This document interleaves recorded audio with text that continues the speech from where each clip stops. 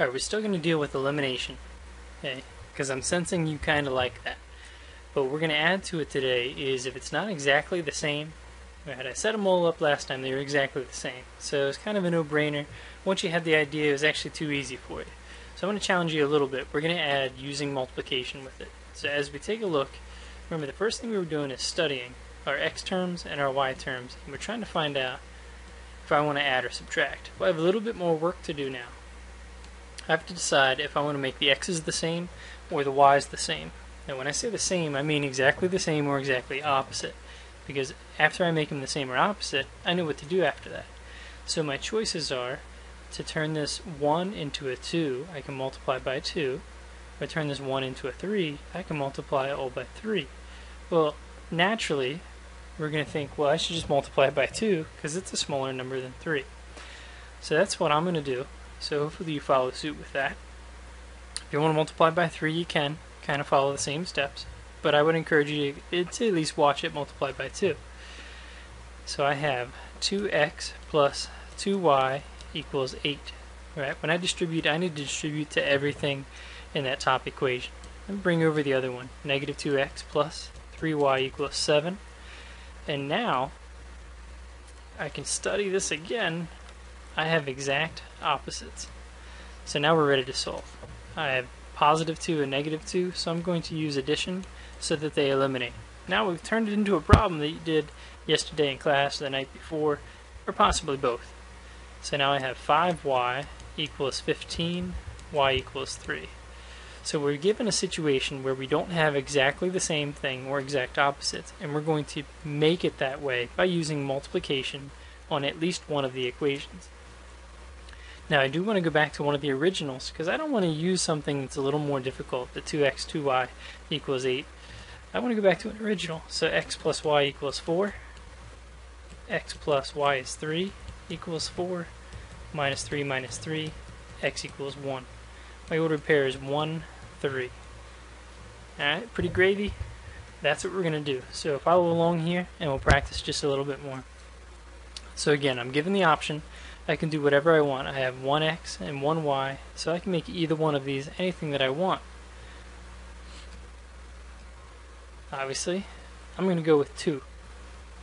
Now, some teachers may have taught this to you, if you've done this before, that you want to use negative 2. I try not to present the extra negative into the problem, but we can do it that way. It just changes all the signs. So 2x plus 4y equals 38. So we've created a situation where I have exactly the same thing, so I'm going to subtract so that my x terms are eliminated. I have negative 2y, and here I have negative 4 minus 38. Well, that's negative 42. Divide by negative 2, divide by negative 2. Y equals positive 21. Again, I'm going to go back to an original, so x plus y equals negative 2. So x plus 21 equals negative 2, and then subtract 21. X equals negative 23. So I have negative 23 paired with 21 as the point of intersection. So that's kind of a big graph, so I'm glad I have another way to do this. So always keep in mind in the back of your head that these are always the point of intersection for these two lines, right? They're both linear equations. So we're kind of glad we have another way to do that. I don't really want to be graphing the whole way out to negative 23 and positive 21. That's kind of out there a little bit. Alright, so let's step it up. Right? Everything we do in math, it's like climbing up the steps. Here's the next step. Right? So I have 3x and I have 5x. I have 4y and I have 2y. Which set is going to be easier to make the same? Right? Can I multiply 3 by something to get 5? Not easily, no. Can I multiply 2 by something to get 4? You betcha. And that's exactly what I'm going to do. I'm going to multiply by 2. So I'm going to bring the first equation over. So 3x plus 4y equals 1. I'm going to multiply here and bring it over. I've got 10x plus 4y. I'm doing something right. 4y and 4y equals, keep distributing, 22. 22, if you will. Subtract, I get negative 7x equals negative 21, right? 1 minus 22, negative 21. Divide by negative 7. X is 3. Again, I can use either equation that I want. I don't want to use an equation where I multiply by 2. I want to stick to one of the originals. It's just a little bit safer that way. So I'll take 5x plus 2y equals 11. If you're really good at this, go ahead and plug your 3 in right away. So that's 5 times 3 plus 2y equals 11. So that's 15 plus 2y equals 11. Subtract that 15. Get out of there, 15. 2y equals negative 4. So y itself is negative 2. Let's put these together. X is 3, y is negative 2. That would not be so bad to graph. Right, to find that.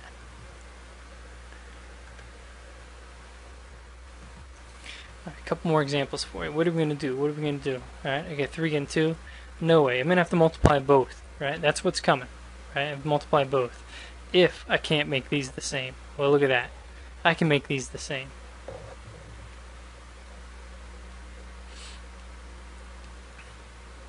Let's multiply the bottom by 3. Negative 9x plus 3y equals negative 3. All I did was bring the top equation over. I have 9x minus 6y equals negative 12.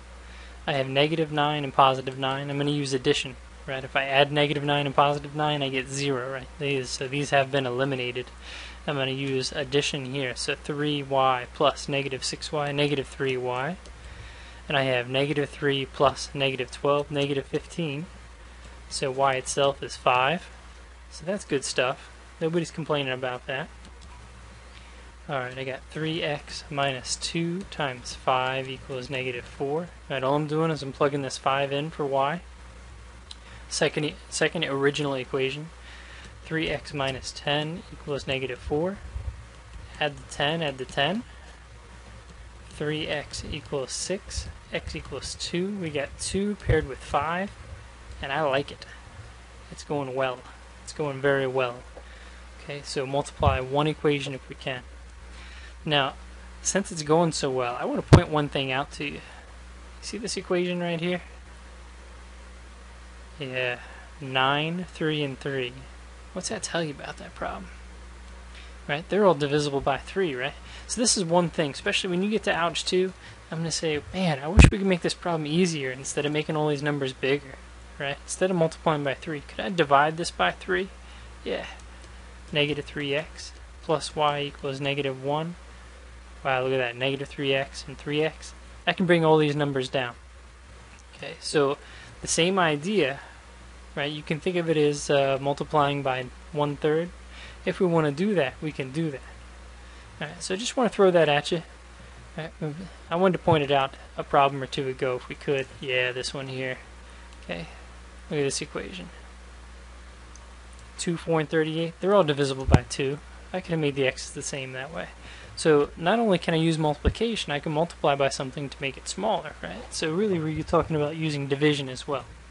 That's a step ahead, but I want to throw it out to you because you're doing well with this. Doing well. Okay, if you get confused with that, just forget what I said. Alright, now we got 8x and 3x. I have negative 3y and 4y. Uh-oh. Uh-oh. What are we going to do? What are we going to do? Well, I can't multiply 3 to get 8. I can't multiply by 3 to get 4. So now I'm looking at which one's going to be the least amount of work if I want to make them the same. So what's the least common multiple? 8 and 3, well, that's going to be 24. And 3 and 4 is 12. So let's do that. Okay. So I'm going to make the top one. I got to make this 12, so I have to multiply by 4. And this one down here by 3. Alright, so what we can also do is multiply both of them, and that's what we're going to do right here. Alright, let's get it going here. We got 4 times 8 is 32. Whoop, need a pen here. 32x. I got minus 12y. That's what we wanted, right? 12y. And I got 4 times negative 35, negative 140. Second row, I have 9x. I have plus 12y. That's what I wanted. I'm doing something good. I made these the same. I'm doing something good. And 3 times 33 is going to be 99. I have exactly the same. Or I have opposites. I'm sorry. Negative 12, positive 12, they're opposites. Opposites we're going to add. So here I go, I get 41x. I've eliminated my y terms, and I have negative 41. So x equals negative 1 using our division. Alright, 3 times negative 1 plus 4y equals 33. Negative 3 plus 4y equals 33. We're going to add 3 and add 3. So 4y equals 36. Divide by 4. Y itself is 9. We got negative 1 paired with 9. So that is the point that these two lines would share if we were to graph them. Okay, can't say that enough. Consistent independent has an answer. Alright, so what we step through, I can multiply one equation. I can multiply both equations. So that's as hard as we can make it. Alright, let's try another one. Make sure you're doing alright. I got 2x and 5x. Can't make those the same. Not easily. Not multiplying 1. And 4 and 9. 4 and 9. A lot of us are going to go after the x's here. Right, I got 5 here. I got 2 here.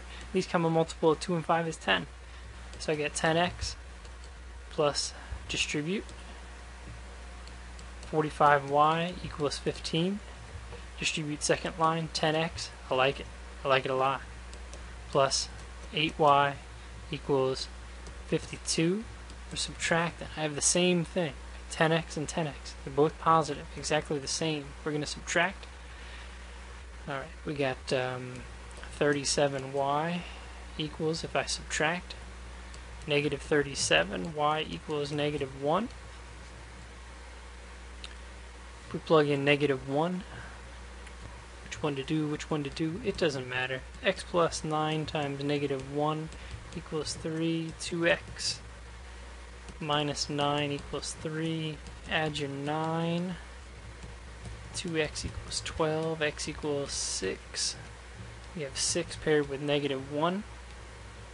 Consistent, it has a solution. Independent. Let's bring back some of the vocabulary. Consistent, independent. Consistent has a solution. Independent has one solution. Alright, so the challenge here, and it's not a big challenge because you're good with your numbers. You know what you're doing here. Right, which one's going to be easier to make the same? You know, as much as I want to get the answer, but I don't want to do too much work to get it. Alright, so 14. Can I make this any smaller? No, that's going to be, we got 24 there. Alright, so let's go 2 and 7 here.